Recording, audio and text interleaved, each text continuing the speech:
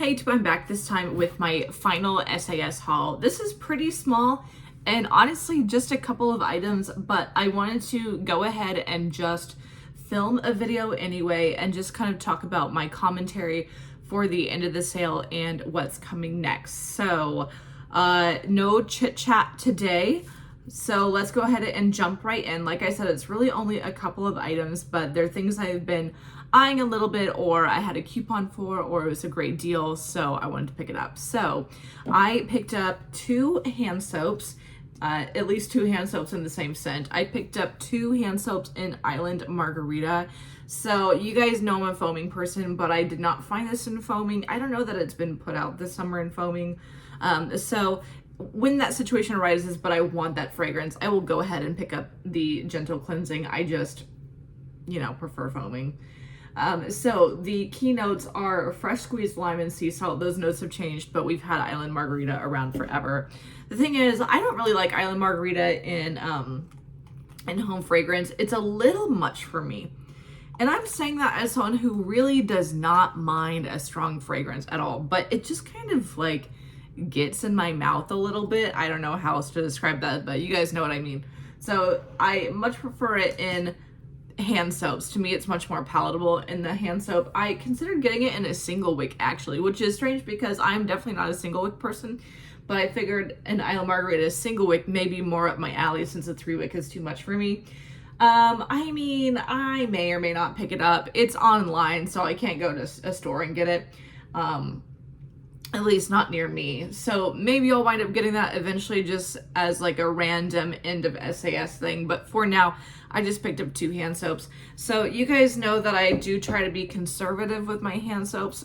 But because of having a newborn, I'm finding that I am, not surprisingly, really just tearing through hand soaps. I mean, I am not even 1 month into my use up challenge and I've already used up half my hand soaps. So, it's a whole thing. So I did go ahead and decide to just pick up two because they will definitely get used up, and maybe they'll get used up by the end of my summer challenge, even though they're not even a part of it. So we'll see how it goes. So really a big reason why I wanted to go to Bath & Body Works is because I also wanted to pick up two hand soaps in Very Berry Crisp. Again, I did not find these in a foaming. I don't know that it's available in a foaming at all. The keynotes are sweet berry blend, almond crumble, and vanilla ice cream. So somebody either confirm or deny this, but is this a repackage of berry waffle cone? I smelled it and it definitely smells like a crisp. It smells like something you could eat. And yeah, I get berry waffle cone vibes. I'm pretty sure that's it. But I don't mind that because I have had a hand soap in berry waffle cone before and I really enjoyed it. So I don't care for berry waffle cone in home fragrance because to me, the body care and the hand soap is a different fragrance than home fragrance with berry waffle cone. To me, home fragrance is more cinnamon forward and everything else is more berry forward. I feel like this is kind of in between. It's kind of more of a blend.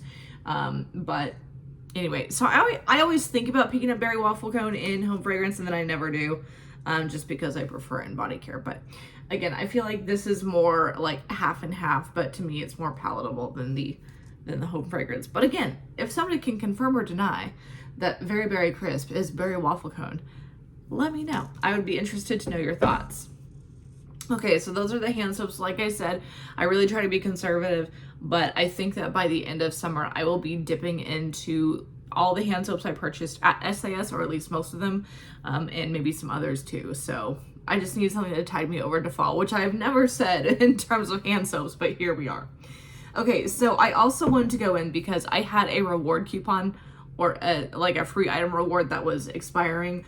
I was hoping to maybe find like a candle holder or something that I liked, but I do currently have all the candle holders that are available that I like that can work with the free item reward, because I just feel like, I think I mentioned in my last video that I can appreciate the vision at Bath & Body Works in terms of decor, but I feel like they get a little too big for their britches in terms of pricing it.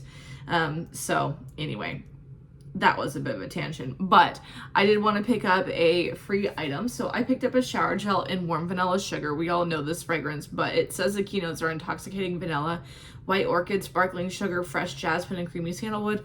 This is the warm vanilla sugar that we've had since the 90s. It's always a good one. So I get a little bit bored of it in a lotion or a fine fragrance mist, but I can definitely enjoy it in a shower gel.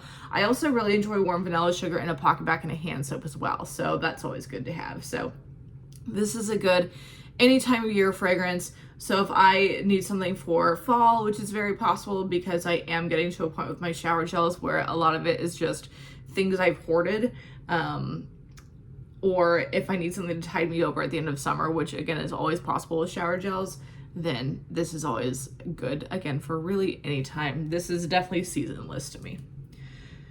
All right, I also wanted to use up a free travel size item coupon. So I bought, it was free.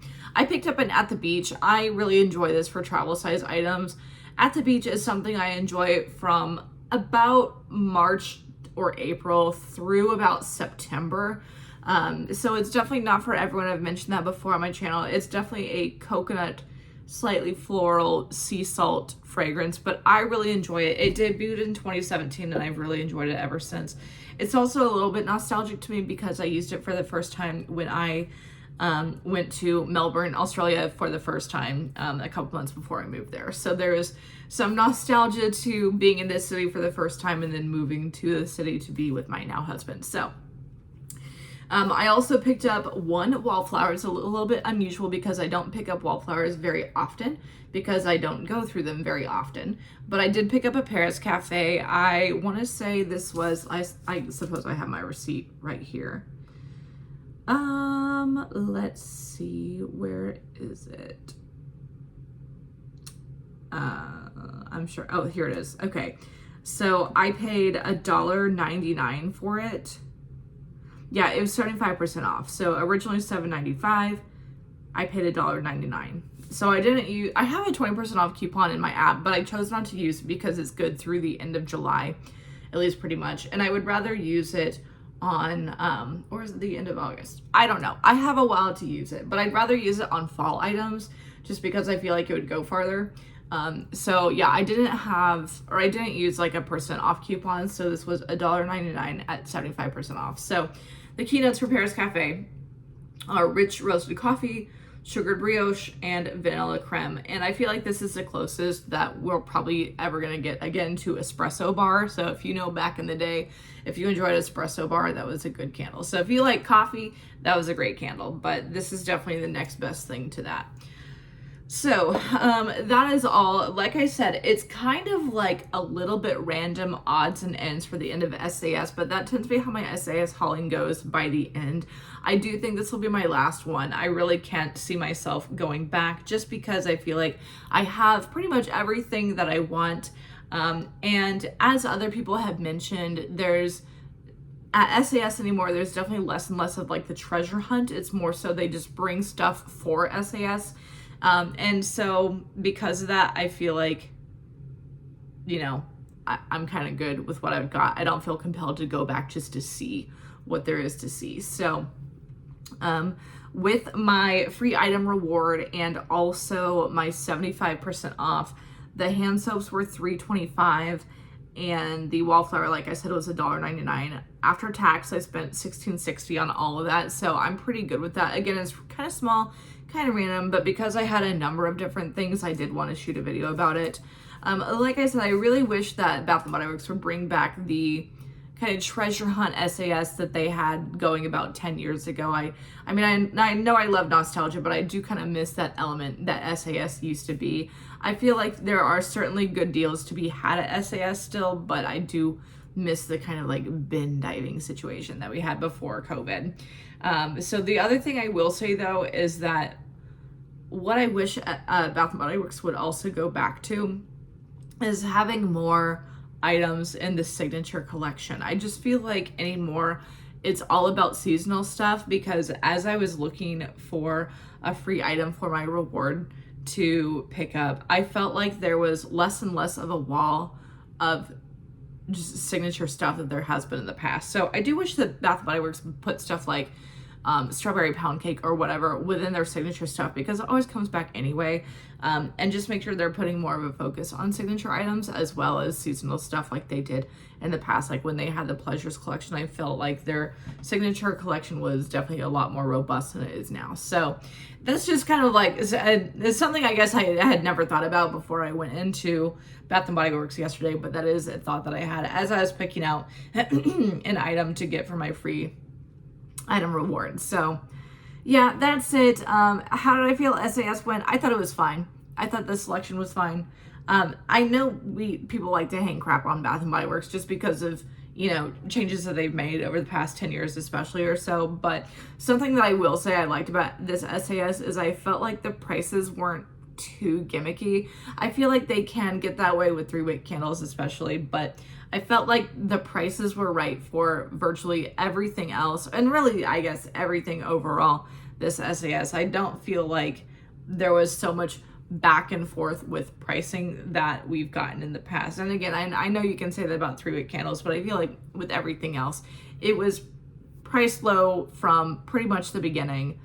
And yeah, I don't feel like I had to like check prices every day and go back and do a price adjustment like that kind of stuff that I used to do. So anyway, that was it. Like I said, overall, I think it was a pretty solid sale.